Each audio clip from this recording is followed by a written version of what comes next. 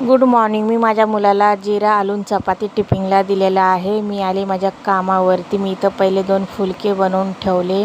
1 cup चाय बनवला. नाश्त्यामध्ये बनवलं मी ब्रेड उपमा बनवला आहे, पंपिंगची भाजी, 2 चपात्या, 1 कप चाय थर्मासमध्ये टाकून ठेवला. मी आता आले दुसऱ्या ठिकाणी.